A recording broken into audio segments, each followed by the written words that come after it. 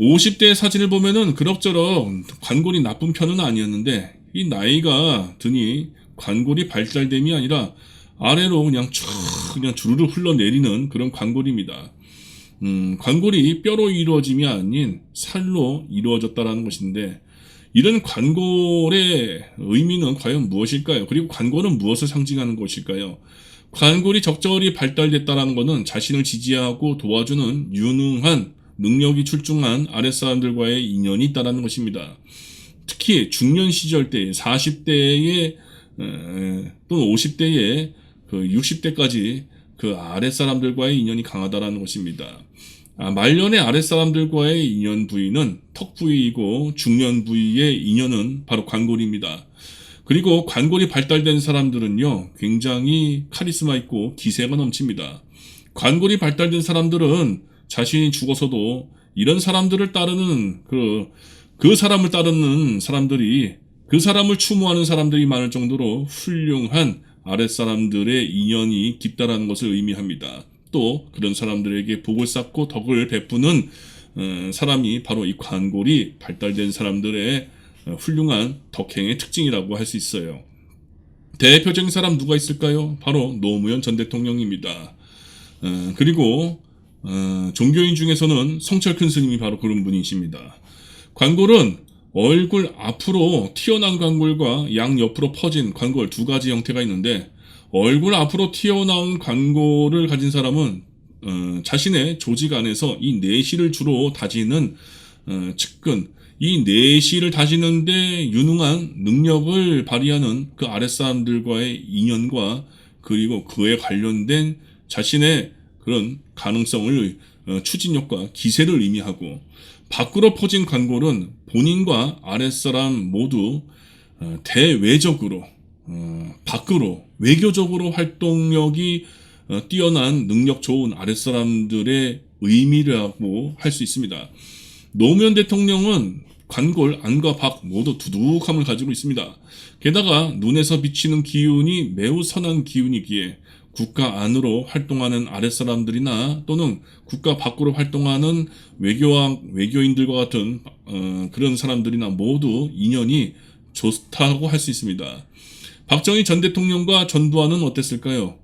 노무현 대통령보다는 관골 모양이 좋다라고는 볼 수는 없지만은 관골이 안쪽보다는 밖으로 보다 살짝 발달되어 있기에 주로 안보다는 이 국외적으로 밖으로 활동하는 아랫사람들의 인연이 좋다고 할 수 있습니다. 그래서 우리나라가 수출이 성공했던 것이고 달러를 이 외교 정책을 잘해서 달러를 많이 벌어왔던 것이죠. 그러나 박정희 전두환은 그냥 관상학적인 관점에서 봤을 적에 코관상이 복코관상이기에 독재를 했음에도 불구하고 타고난 이 타고난 재물복의 덕분에 대한민국 경제가 후진국에서 경제개발국으로의 성장이 성공하고 이루어지며 지속되고 발전되었음을 예상할 수 있습니다. 당시 우리나라는 해외 진출을 통한 성장률이 높았던 때이기에 올림픽까지 대내적으로 그 활동에서 성공하여 치를 수가 있었던 것입니다. 그러나 내적 아랫사람들에 의해서 내적 아랫사람에 대한 그 인연에 의해서 박정희는 총살당했습니다. 김대중 정 대통령은 관골이 위에 이 박정희 전두환 두 대통령보다는 좋지 못하지만은 이분 또한 외향형 관골의 소유자로서 코 모양이 좋기에 코의 관상이 좋기에 외교적인 능력을 통한 국가 부도의 위기를 극복했던 분입니다. 그러나 노무현 대통령에 비해서 퇴임 후나 사망 이후에 지금까지 김대중 대통령을 노무현 대통령에 비해 성철 큰 스님에 비해 크게 기억하고 생각하는 아랫사람은 좀 상대적으로 더 덜한 것 같습니다. 이명박 대통령은 관골은 별로입니다. 이분은 밖으로 발달된 관골인데 아닌 밖으로 퍼진 그런 밖으로 발달된 관골인데 코가 화살표입니다. 복코이죠.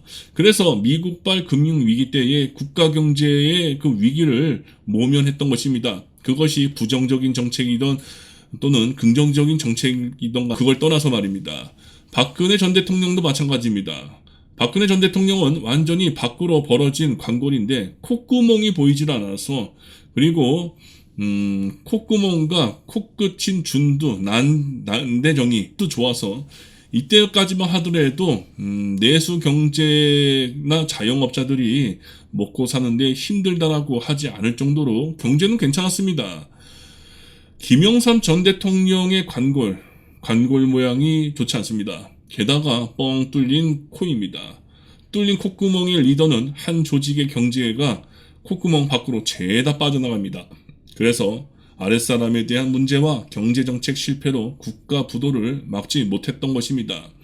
경제와 관련돼서, 재테크와 관련돼서, 자산관리와 관련돼서, 그리고 부자를 꿈꾸는 이런 계획을 가진 사람들은 자신과 주변 사람들 모두 그 구성원 중에서 절대로 들창코, 돼지 콧구멍코 이런 사람들과 인연을 맺어서는 안 됩니다.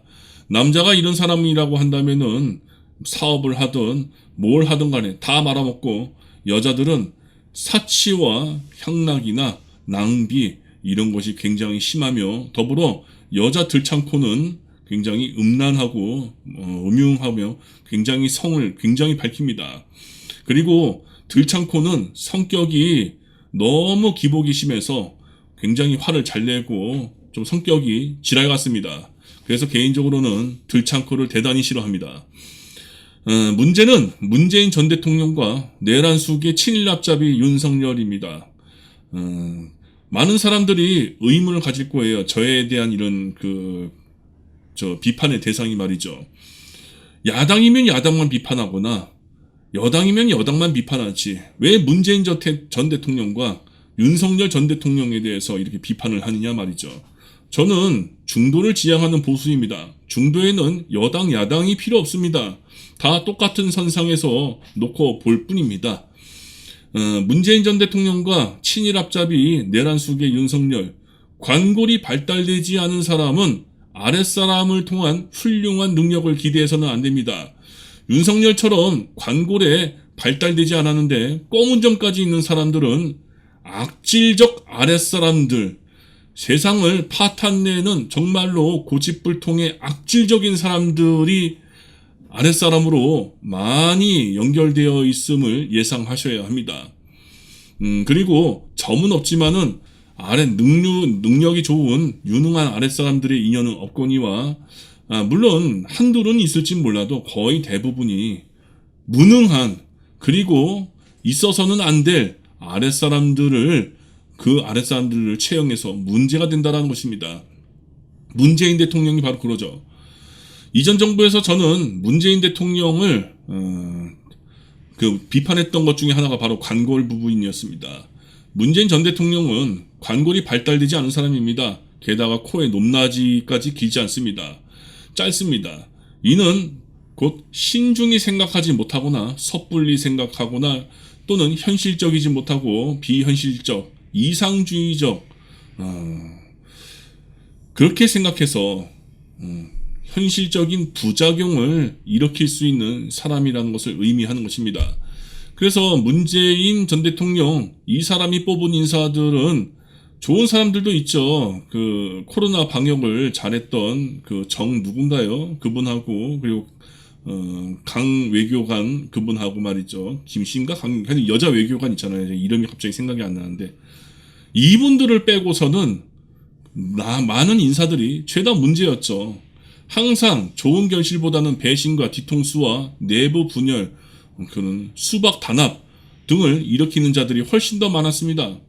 반고래 관상, 역적의 관상인 윤석열서부터 이재명 대표에 대한 온갖 거짓 루머와, 그리고 같은 민주당에 대한 해방지를 노무현 전 정권부터 열심히 노무현 정부를 비판했던, 심각하게 비판했던 그런 내부 해방지의 시발점인 이낙연, 부동산의 붓자도 모르는 비전문가 김현미와 실제 경제의 최전선에서 실전으로 잔뼈가 굵은 그런 사람이 아니라 글쟁이 이론쟁이였던 장하성, 그리고 반고래 관상 윤석열에 의해서 멸문지화당했던 조국 등등이 다 아주 대표적인 예들입니다. 특히 장하성과 김현민은 경제수장으로 활동했는데 이들의 관상은요, 학자 스타일의 관상일 뿐입니다.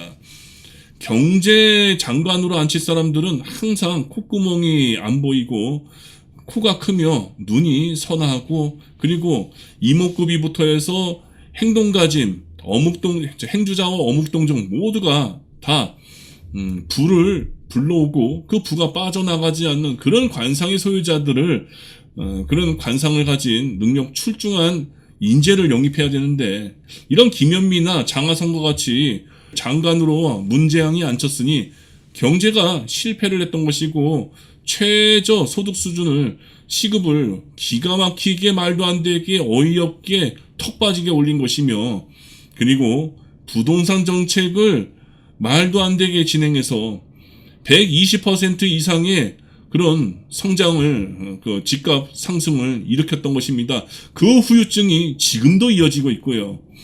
윤석열이 자꾸만 전 정권에 대해서 비판한다고 하지만은 민주당 사람들 부동산만큼은 절대로 반성해야 됩니다. 이것만큼은 피해갈 수 없습니다. 그리고 문재양이 뽑은 최고의 작품, 이낙연보다도 훨씬 더 최고의 작품인 윤석열 또한 그러합니다. 윤석열은 관골이 없습니다.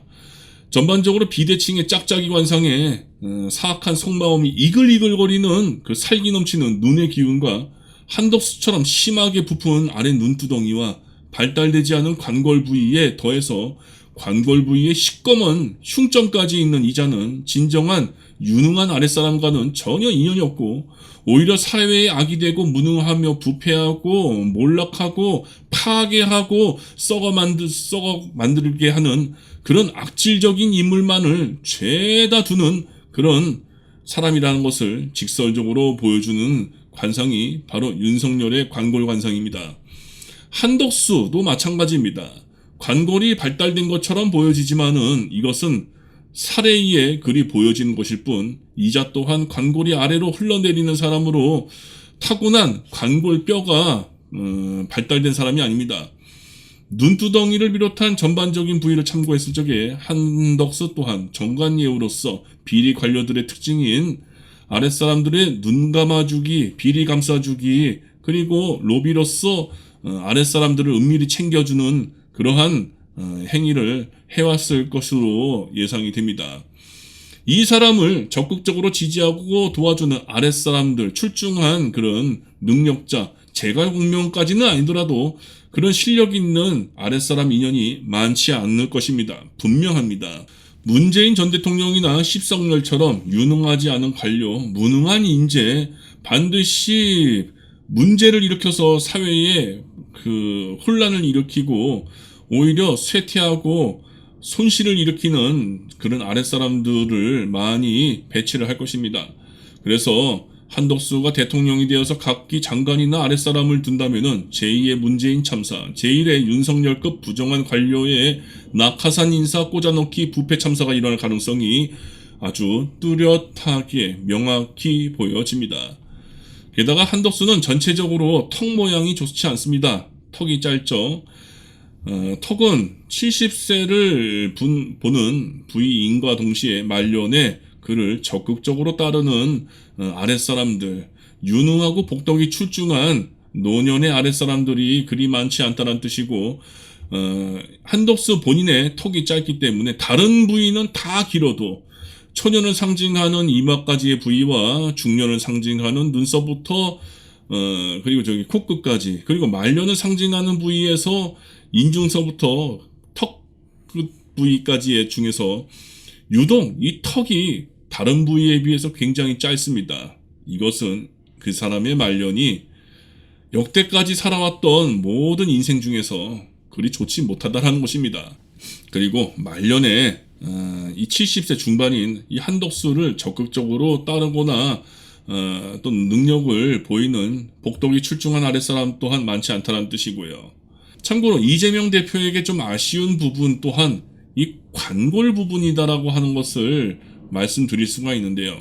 이재명 대표는 전체적인 관상 부위를 종합해 봤을 적에 중년 때보다는 노년 때에 가서 출중한 아랫사람들과의 인연이 좋습니다.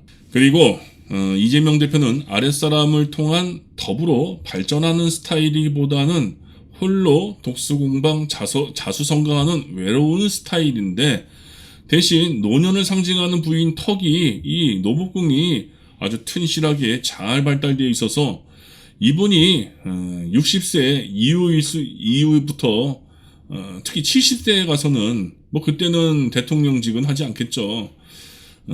물론 이번에 만약에 떨어진다고 하면은 그때 70세에 가서 또 대통령이 될 가능성도 있지만 말이죠.